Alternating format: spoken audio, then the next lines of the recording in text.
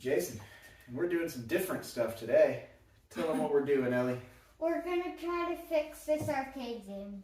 That's right. We got ourselves an old arcade cabinet. This is a real, legit kind you'd see at Chuck E. Cheese or wherever else. That's in need of some repair. Got this one actually for free because the CRT screen was bad. And in the past, it's been gutted, and someone put a computer in it with some ROMs to run like some older games. But that computer's past it. Nothing's working at this point, so we're gonna breathe some new life into this thing.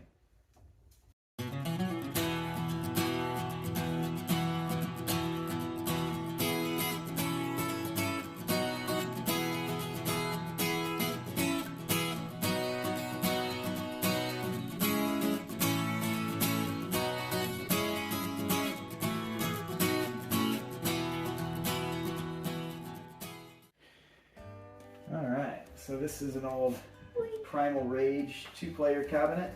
Nice thing with that is it comes with the dual joysticks and some extra buttons. Get you can see those. This one, like I said, the monitor has been removed already. It was an old tube monitor, so it wouldn't have done super well for us anyway, so that's gone. We're going to be replacing that with just a regular LCD computer monitor. And we're going to have to gut this cabinet and re-rig it for some new controls. So we're keeping the same button layout and joysticks. Those are all good. Right now they're running in this little shelf here. Is basically all the guts of the old computer that was running it. I mean, this thing was a bit of a dinosaur.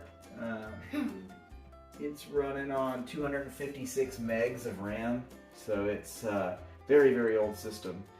It's got an old Key Whiz is the brand controller, like an analog controller that had all the wires coming off the contacts for the buttons and joysticks feeding into it and feeding back out to the computer. We're going to do something very, very similar. The reason we're not using this one though is because this one's so old. It's actually using the old style keyboard and mouse plugs, which the computer we're hooking up doesn't even have that type of plug in it. That technology is just super, super outdated and obsolete.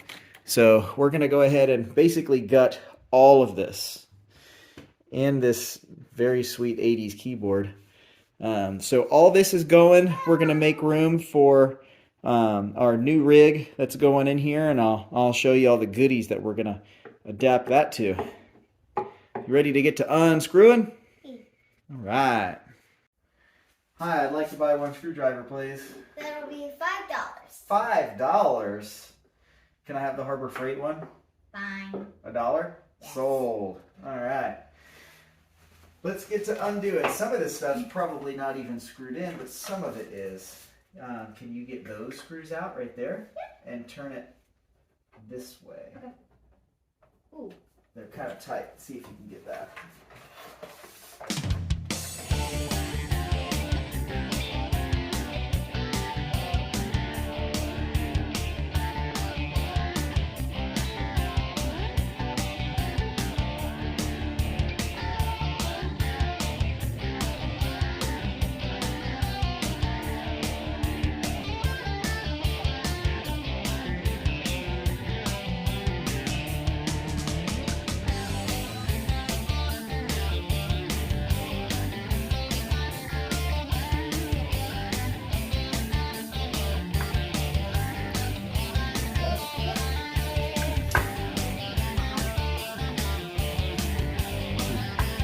Trade spots.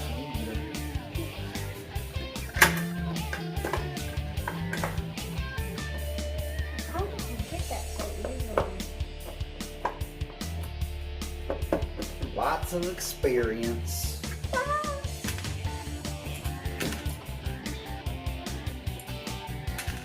Bam.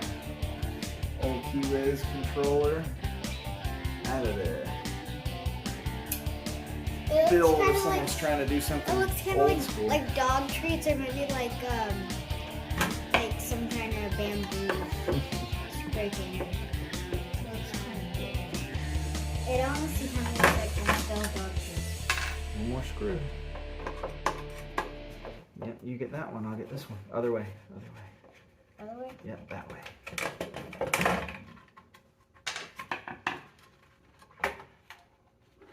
Perfect. All right, we got some open real estate now. So this tray is gonna receive our new computer as well. So we'll clean and vacuum this up because we got particle board stuff everywhere. We don't want to suck into the new fans. But that's done. The lower area here, this is all the old contact wiring from the switches and buttons. We're gonna leave those in place for now. We'll replace those like for like with the new setup we got, which is all in this one tiny little box. So we'll rewire all the button sets and get that stuff all rigged up to the new controllers. And then all we got to do is the wiring in the back, which is the 120 volt stuff. So I'll take you around and show you that. So what was rigged up was 2 light switches flush mounted into the side here. And they were running off of, you can see here's the original power plug right here. So there was just a power plug running from here into the wall with an on-off switch. And that ran inside to a little bus bar in here that just really didn't even need to be there. They could have just wire nutted these together. And then they run up, these contacts run up and went to this other bus bar right here, which branched off to all the different odds and ends of the cabinet. So my guess is some of the stuff that's feeding into this, like I'm assuming these here, this has got to be for the lighting. We're gonna test that though. I'm gonna put power to it and just see if the light in the marquee comes on. If so, we're gonna go ahead and rig that back up to a light switch in here. And then the other switch we're probably not going to need unless I use that to wire up power to turn on and off the computer. I do have the computer set up. I went into the BIOS so that at power up, it will turn itself on automatically, so we won't have to go into the cabinet to turn on the machine, but we will need to feed power to it when we want it to come on. So I'm either gonna have to do that through the switch or maybe even through that button that's gonna be under the monitor. But I'm thinking I'll probably use that button under the monitor as a add coin button. This is the top of the cabinet, so there was just a piece of glass holding up the artwork right here. And this is just a fluorescent light tube, so that's what that thicker wire is that comes down, so that's easy enough. I'm gonna pull this left speaker just to see what color wires are wired where.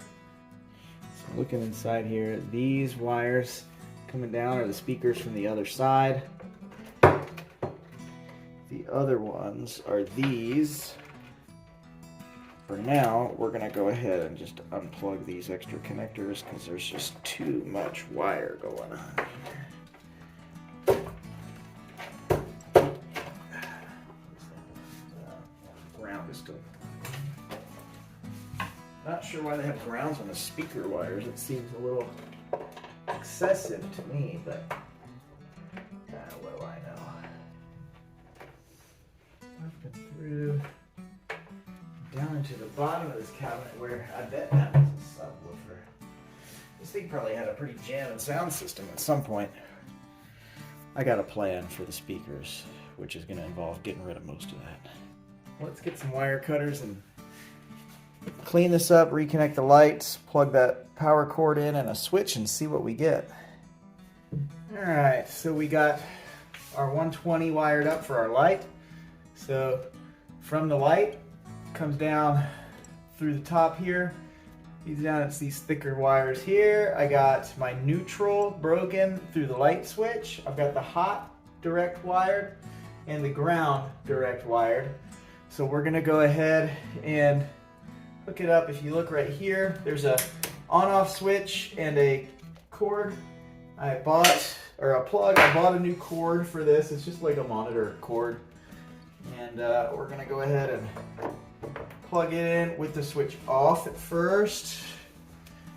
Plug this into the wall over here. Nothing crazy so far. We're gonna flip this switch. Nothing should happen there either. Nothing. Now we're gonna turn this light switch on.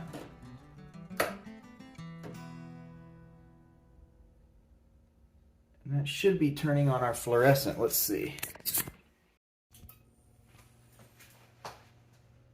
Boom! We got fluorescentage. She works.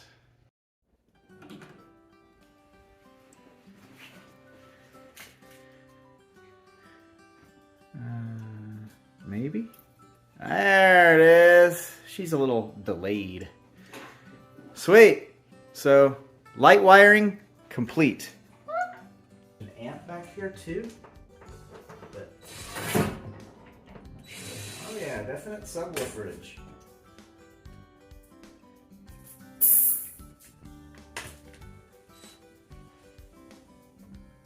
Subwoofer, big cavity. Wiring running into it, connected to it. I bet that thing would have ripped in its day. But ain't no amp in this thing. We're gonna see if I can fit. I have a computer speaker set that has a subwoofer and 2 speakers, and the kicker is it has a volume knob on a longer lead that I think we can just kind of leave dangling out the back so we can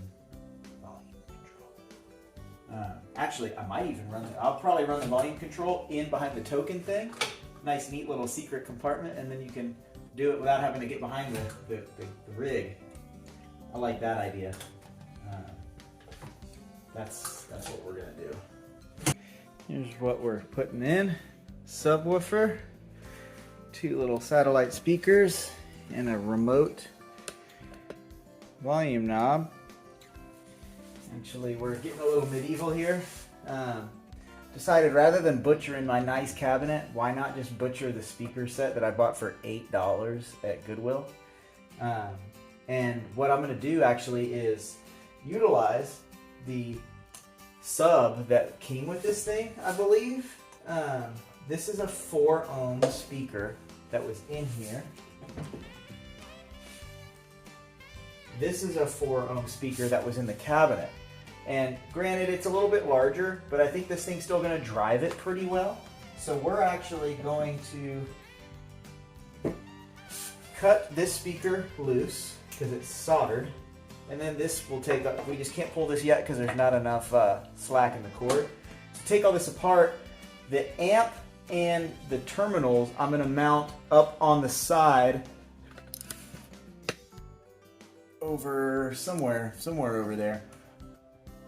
I also was thinking if I don't want to hack up, what I'll probably do is instead of hacking up all the power cords for all this stuff, maybe I'll just get a surge strip,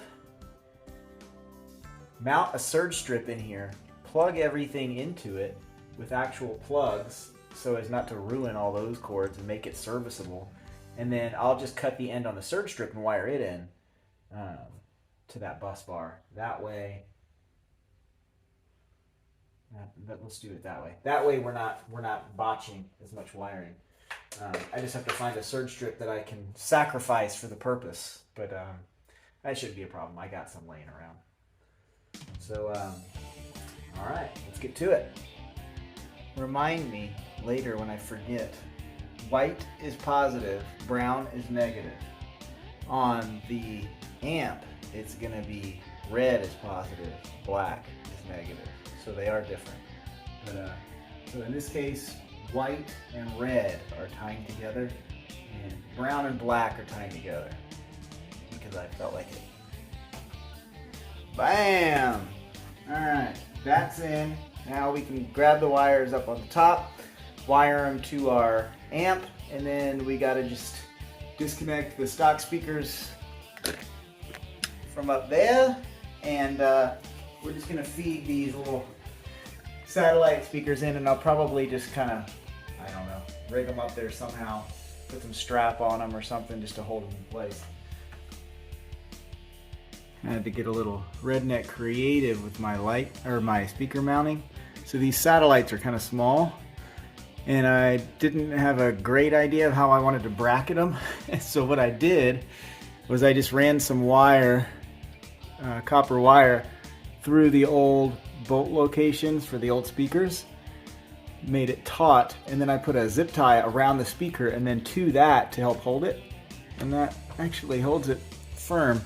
Did that on both sides. Not my finest work, but it's fine, and that gets covered up by another one of those mesh grills and covers, so no one will even know it's there. Got the wires run, snaked through these stock holes in the back. Just got them kicked out either side for now. We'll mount those to the amp. Alright, we got our fascia back on and our grill cover hiding our speakers again.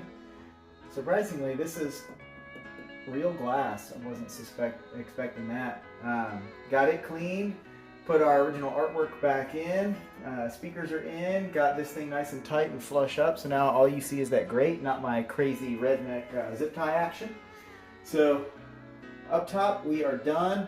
Speaker wires are already hanging out, so that's ready to go.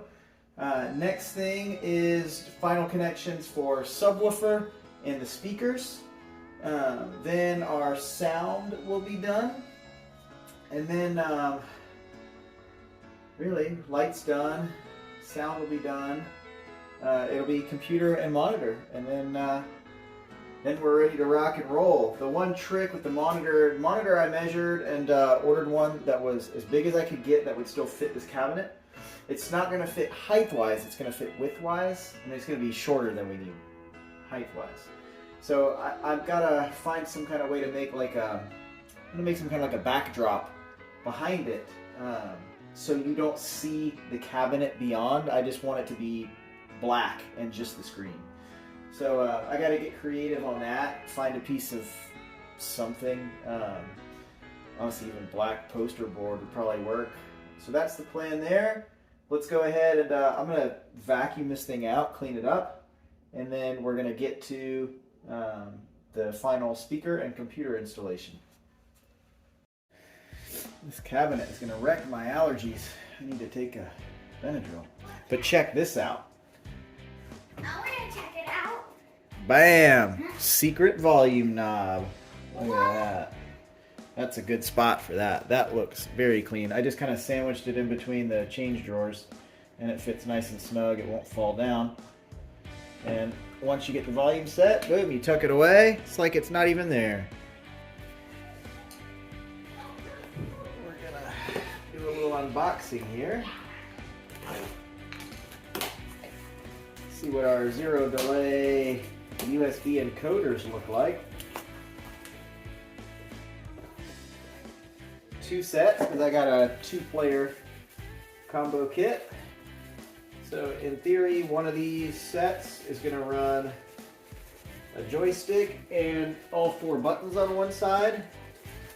And player 1's is going to do the same thing, and also that little other button that I think is going to become our coin button.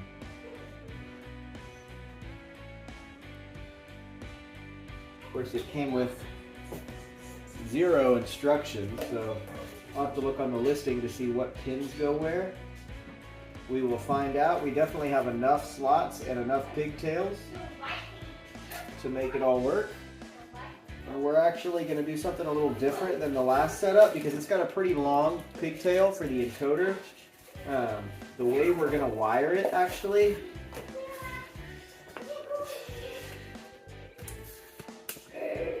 we're going to mount the cards. I think we're going to mount the cards right on here, or just onto the edge of this board, because I don't know if there's going to be enough room. I think we're going to have to mount them down on here. That'll keep our tray clean for the computer, but we'll just have to get creative because this is metal, so we'll probably have to take those encoder cards and maybe somehow I don't know. We'll have to figure out how to mount them. But that's our next step. Got the marquee light glowing. Got everything cleaned up. got this switch wired to that light, this switch wired to a surge strip that I've got hanging on the back side here. So the marquee lights wired into that one. I got the hot leg switched. Got the hot leg switched for the surge strip as well. Only thing hooked up to the surge strip right now is this is all the amp stuff from our computer speaker. This is bass gain here from the subwoofer. It's got its own dedicated on-off if I needed it. I got the transformer for it mounted off to the side. So that's all the amp setup. The left and right speakers run up into the stock holes and are feeding our speakers up top in that stuff up there. So, and I tested that, we're working, so sound is good. We can flip the switch, you can hear it bump, and if you, so we are live. Alright, it's day 2 on the build. We got some updates. Where we left off last night, I had just finished wiring up all the stereo stuff. After that, I went ahead and unboxed the monitor. This is a 25-inch monitor off Amazon. I'll put the link in the description of the video because I had to do a bunch of research actually to find the biggest monitor that would fit in here without having to modify the cabinet. A 26-inch. We actually have about an inch. We have 15/16 actually on each side of this thing open. I could have gone to a 26-inch monitor and it would have fit, but no one makes a 26-inch monitor apparently. I found plenty of 27s. All the 27s were literally 1/8 of an inch too big. 1/8 to 1/4. Most of them were about 1/4 too big, so I would have had to put it in cockeyed. And I didn't want to do that because to really get it in here and get it to fit and not be squared would just drive me nuts. So 25-inch was the largest display size I could put in it.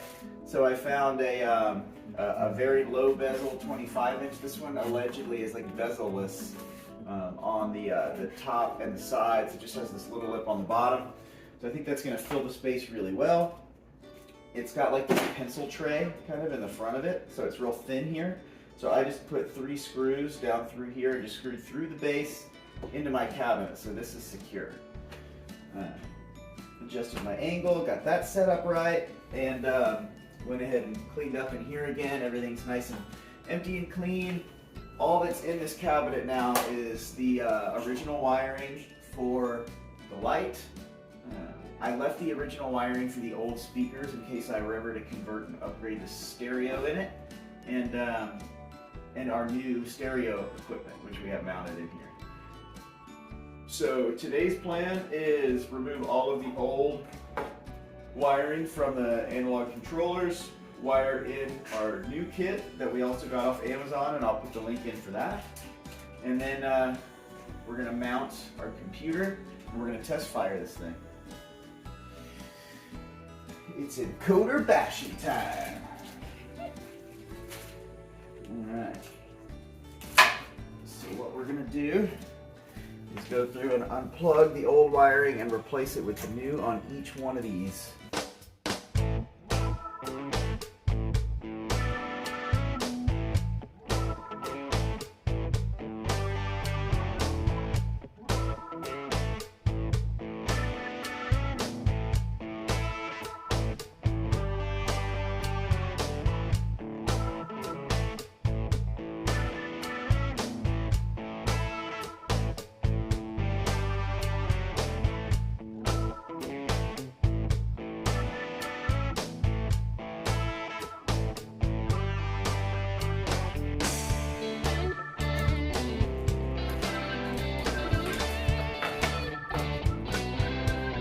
Side down. One pack of those, did all of them, so we got a whole extra pack of those gizmos. Alright, board connecting time. So we got up, down, left. This one, it's all backwards if you trying to think about it left and right and up and down, it's all backwards because your controls are inverted here.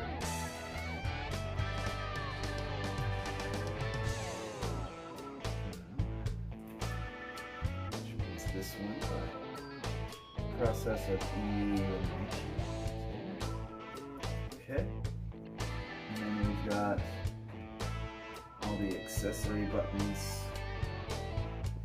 I don't know that it matters because we can program these buttons to whatever we want. We only have 5 more on this side, so I could honestly just do 4 here. Probably do them on this side and just do the other one over here. Let me look at the printout online of what the pins are on these. We're just going to hook them up to A, B, C, and D, which are these first 4 here. Not that, again, that it really matters. We're going to go A, B, C, D. Red, yellow, blue, white.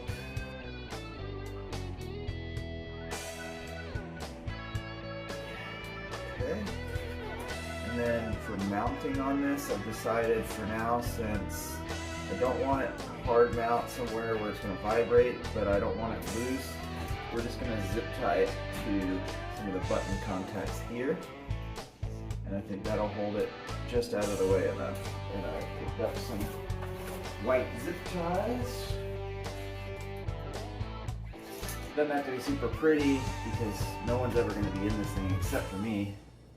Now we're going to connect our encoders to USBs and then get the USBs plugged into the computer. So we're just going to take this guy and fish it in. Got player 1, player 2. I think we're ready to throw the computer in, plug in the monitor and computer, and be rocking and rolling. Power for the monitor, we're just going to hook that up to that surge strip that we hardwired into the switch. I'm actually going to go to docking station on this, but we're going to hook it up without just to give it a test run. So I'm not going to bother to get too creative with the running of all the power wiring yet and the cleanup of the cords, because this isn't going to be probably the finished layout here. So now we have the laptop itself. I'm using my Thinkpad T430. And here's what we're going to do. Since this is the, it's got that mini DVI or whatever, I got my adapter. I'll plug my HDMI cord into it. Player 1 USB controls, we're going to stick into the back of the machine here. Player 2 USB controls is going to go into the side port of the machine here. Like I said, very temporary for now. We're just going to make this go, stick it in here. And I wired this thing with the BIOS to turn on at power source. So when I plug this in, actually with our switch off right now, it shouldn't do anything. So we're going to go ahead and do that. When you feed this thing power though, it should actually boot the computer up instead of just receiving power. It'll actually boot. Everything is in, everything's plugged up. Speakers, we have not hooked up the speakers.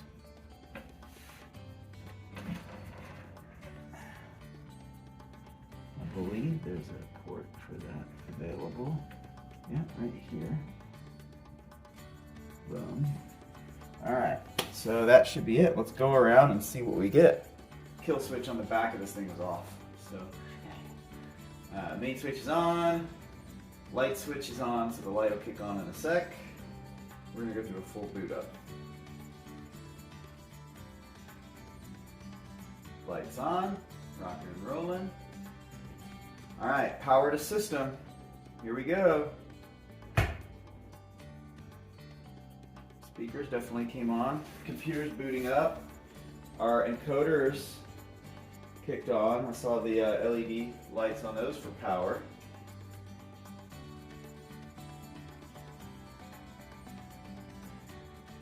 monitor's not booting up.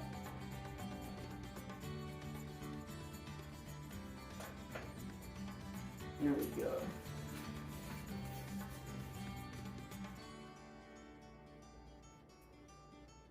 Boom.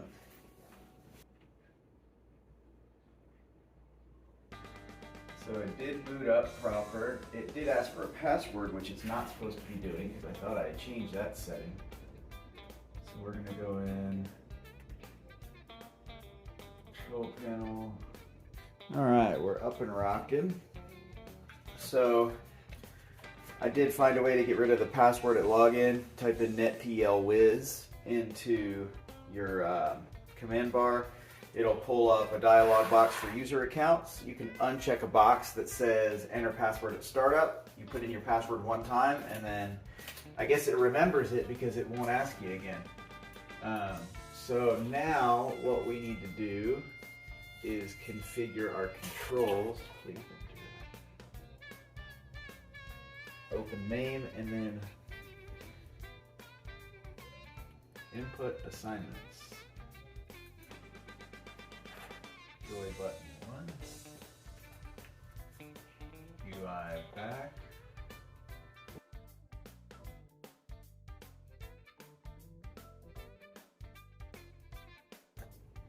Shall we try something? Let's do try anything. Let's do a Galaga.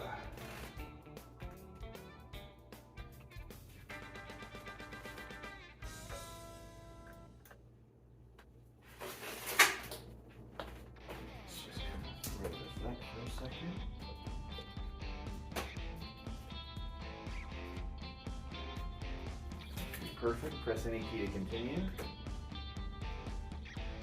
That's normal. We're going to download something that's going to actually get rid of these, what they call the nag screens, but they're okay for now.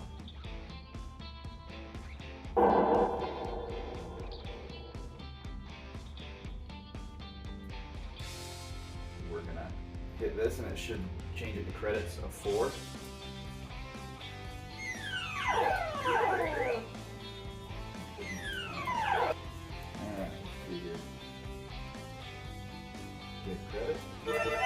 That worked. 2 credits. Start.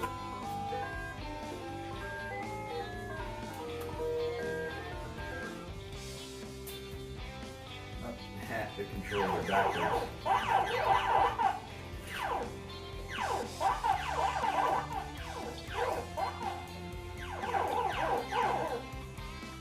The controls are backwards. Left goes right, right goes left.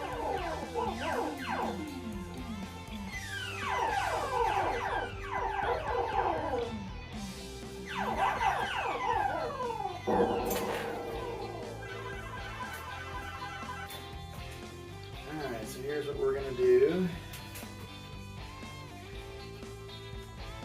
Close this. Close this. Close this. We're going to put the computer down.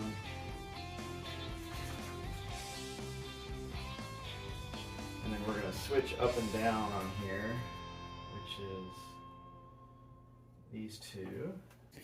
Alright, here's what we're going to try. We're going to go back, switch, off.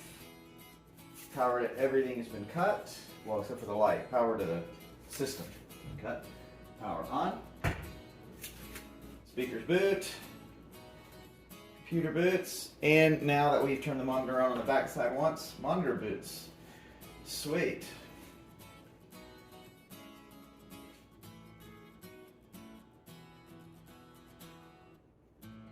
Boots right up to the start screen.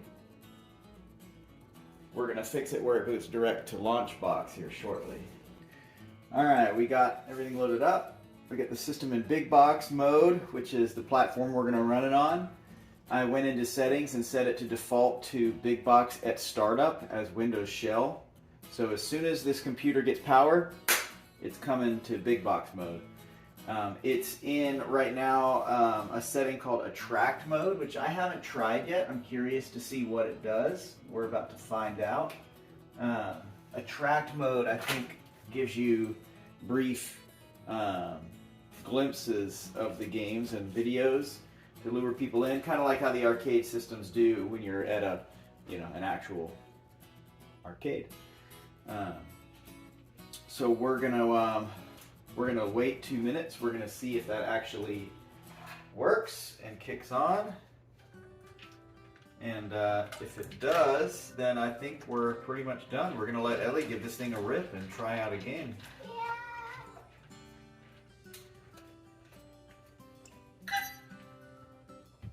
Yeah, here we go. See, this is the attract mode, and it's just scrolling through the different games. Kind of fast, though. You can't even see them. Well, they're not even all loaded yet. There we go, and then it slows down and it kind of highlights one. So you're saying you loaded 3,000 games? Yep, every arcade game known to man. All of Even them, Japanese ones. yeah, all of them except for like the goofy bootlegs and stuff. I didn't load like the gambling games and stuff like that, but actually I downloaded them. I just don't have them loaded up into Bigbox. I downloaded every game, but we're only showing the basically like the arcade level games. The stuff you'd actually go and throw your quarters down and play back in the day. It's Pac-Man. Pac-Man, original Pac-Man. Yay!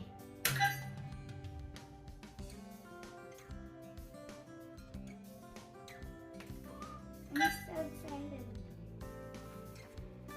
So you just use this one to move around back and forth. If you want to load coins in, we hit this button. One player. I'm going to adjust the sound while you're playing.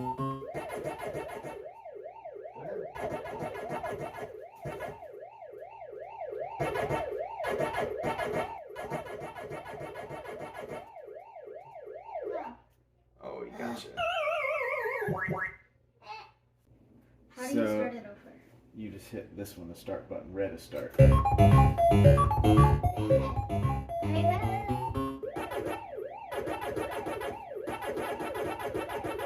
And here's the finished product. Well, finished for now. We got the glass back in. Got it moved into position. Controls are working, screen's working, everything seems to be good. I do want to make a surround for the screen to kind of hide everything, or I even thought about pulling the screen out and I could just paint the whole inside of this cabinet black. But I think a backdrop would be nice, maybe even a backdrop, and I'll put an LED behind it so it glows just a little bit. But pretty cool. We got ourselves a fully functional arcade cabinet with every arcade game there ever was. Pretty sweet. Ice cream. Oh look, it's your dream job. What do you guys think? Awesome. Yeah. So there we go. We got ourselves an arcade cabinet. Yeah. Now we can do all the gaming on all the games ever made. In the world. Pretty cool. Hope you guys enjoyed. See you next time when we do more stuff.